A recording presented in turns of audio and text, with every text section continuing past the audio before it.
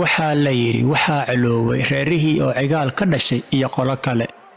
Ariga waa cabsi oo weerarku kala go'o ma lahan, ragguna fiid hooraadkii ayuu aqalada ka qaxaa oo dhirta dugaalkeeda ayaa la seexdaa.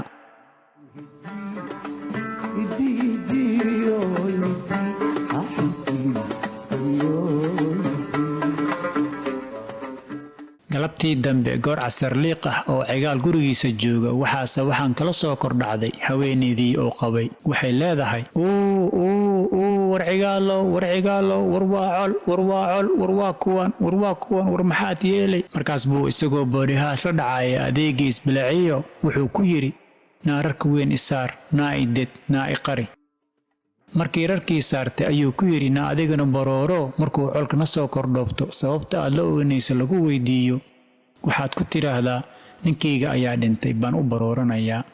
dabadeed iyadoo barooranaysa ayaa colkii laga baqaayay reerka cigaal soo kordhoobtay. ammaan duulihii baa wuxuu ku yidhi naa maxaa kugu dhacay aad la barooranaysaa. markaas bay ku tiri maxaan la barooran waayey soo ninkaygii ma dhiman. kiibaa haddana su'aal kale ku celiyey oo ku yidhi oo goormuu dhintay. inta aysan iyada u jawaabin ayuu cigaal rarka hoostiisa ku qarsoonaa intuu xoog isaga tuuray wuxuu la soo booday naa shalay dheh shalay. halkii ayaa is eegay waxyaab la ashqareeyey iyo wax qosol la dhacay u kala barmay. markaas buu ammaan duulihii intuu raggiisa ku jeestay wuxuu ku yidhi warkan allaa dilee yaanan waxba diline naga kiciya. markaas bay isaga tageen. fadlan haddaad ku cusub tahay kanaalka subscribe-ka klik ku sii. waxay inoo tahay dhiirigelin. gambalaalkana furo si lagugu soo wargeliyo goorta aan video cusub soo gelinno.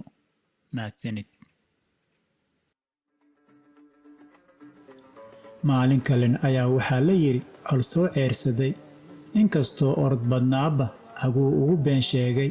markuu daalay oo welina la daba joogo ayuu arkay qabri si fiican u dhisan oo dhexdiisana geedo waaweyn ku yaaliin. qabrigii buu intuu galay bogga ciidda ku lisay. colkii uu mar hore ka qarsoomay oo inay gacan ku dhigaan quus ka jooga ayaa qabrigii soo agmaray.